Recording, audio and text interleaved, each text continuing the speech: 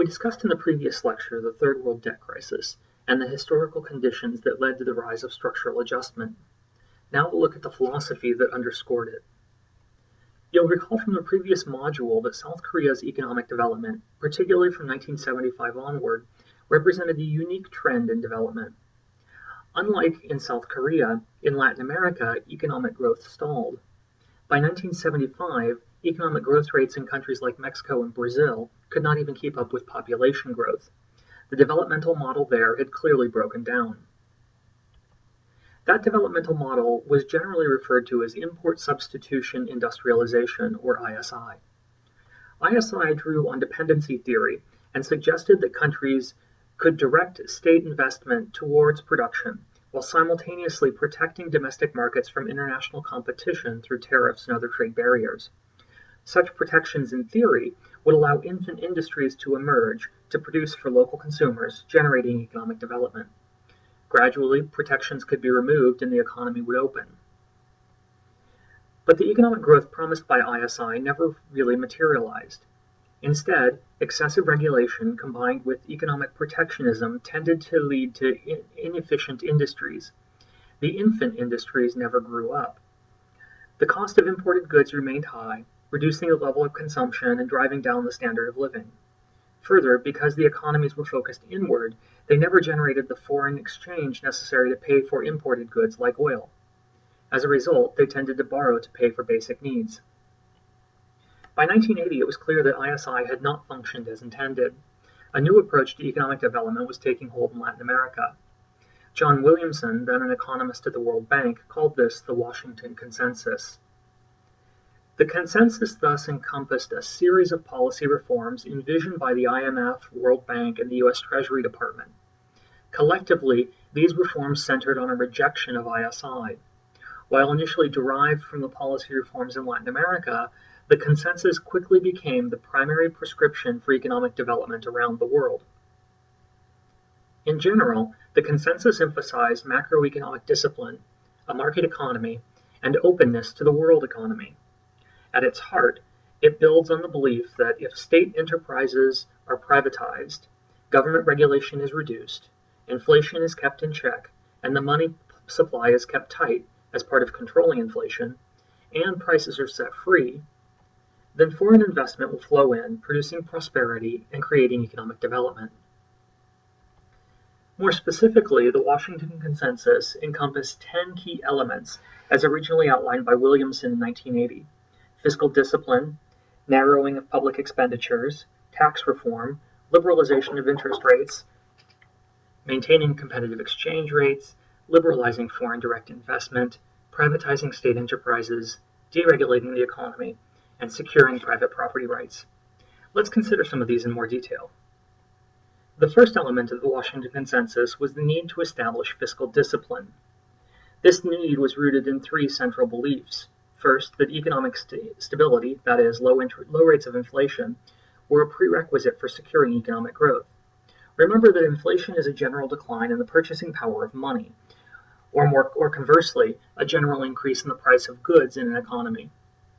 While little inflation is fine, high rates of inflation tend to undermine confidence in the economy and thus decrease economic growth rates.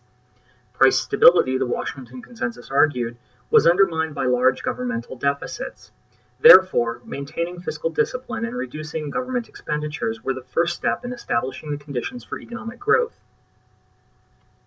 Early on, the consensus also held that government expenditures should be sharply curtailed. Initially, reductions in government spending tended to be broadly based, and that often meant sharp cuts in social spending on education and healthcare. Popular protest led to a reformulation of the consensus and an assertion that efforts to reduce government spending should focus on the question of merit. Government spending should be rationalized, either in terms of offsetting externalities or improving income distribution. Other spending, often dubbed non-merit subsidies, should be avoided. Third, the Washington Consensus promoted the need to reform the tax system in two important ways. First, it proposed that the tax base should be broadened by bringing more economic activity into the formal sector and by creating a more uniform tax code. This would help generate more tax revenue to pay the debt that was driving the need for structural reforms in the first place. Second, and more controversially, the Washington Consensus asserted the need to cut the marginal tax rate. Cutting taxes, it would argue, would have two important effects. It would promote foreign direct investment as a result of lower tax rates, making the economy more globally competitive. But counterintuitively, it was argued that cutting the marginal tax rates would actually increase the amount of tax revenue collected. This idea was suggested by the Laffer curve, named for economist Arthur Laffer. The Laffer curve suggests that tax revenues will increase as the rate of taxation increases up to a point. But after that point, tax rates would decline as people either moved their money abroad to avoid paying higher taxes or chose not to work since the government would claim a larger and larger portion of their income. The argument in favor of lowering the marginal tax rate effectively assumed that countries were operating at the right side of this optimal tax rate. If a country had a tax rate of T2, for example, it could actually increase total government revenue by lowering the tax rate to T1. At a 0% marginal tax rate, it is clear that the government will collect no revenue. Similarly, at 100% tax rate, it seems likely that the government would also collect no tax revenue because no one would want to work if the government claimed everything you earned. But between those 2 points, there was considerable debate over the shape of the curve and the point of the peak. Note that our graph here has no numbers other than 0 and 100, so it's not clear what the optimal tax rate might be. Might it be different between countries? Might it differ at different points in a single country's history? It's not unreasonable to assume that countries might have a different willingness to pay higher taxes if they see the benefit of those taxes, such as the Scandinavian welfare states, or if there's a clear need, such as in the United States during World War II. As a result, the Laffer curve and the argument that lowering the marginal tax rate would necessarily stimulate both more economic activity and growth in an economy has been widely debated. The Washington Consensus also encompassed a broad liberalization of the economy. Broadly speaking, liberalization refers to efforts to reduce the role of government in the economy by opening the economy to global market forces. More specifically, liberalization usually encompasses reducing controls over interest rates, trade rules, foreign direct investment, and other regulations. The Washington Consensus also encompassed an effort to introduce more competitive exchange rates. Exchange rates refer to the value of a dollar, or the value of one currency expressed in the terms of another. How many euros, for example, does it take to buy a dollar? In the context of the consensus, competitive exchange rates usually meant lowering currency values in an effort to promote exports. The theory was that developing countries had historically overvalued their currencies in an effort to make imports more expensive, thus fostering domestic economic activity. But the Washington Consensus argued for the opposite approach. Countries should devalue their currency in an effort to be more globally competitive while reducing imports. If the costs of production are primarily priced in local currency terms, this makes sense. Devaluing your currency will make your exports cheaper in the global context, fueling economic development. The challenge, though, is that demand for primary commodities was relatively inelastic. Price decreases do not always generate increased demand in a global context. Furthermore, as many developing countries were devaluing their currencies simultaneously, a general downward trend in the price of many of their primary commodities occurred, eliminating many of the supposed benefits of devaluation in the first place. The final two elements of the Washington Consensus centered on the expansion and protection of private property rights. Privatization was probably the least popular element of the consensus, frequently generating protest. While it was intended to increase the efficiency of enterprises, privatization often increased prices and reduced coverage of services. In South Africa, for example, privatization of the electricity sector led to massive disconnections. In Ecuador, privatization of water delivery led to neighborhoods being cut off from access to water. While the Washington Consensus emerged out of the experiences of Latin America, it quickly became the default model for development promoted by the International Monetary Fund through structural adjustment.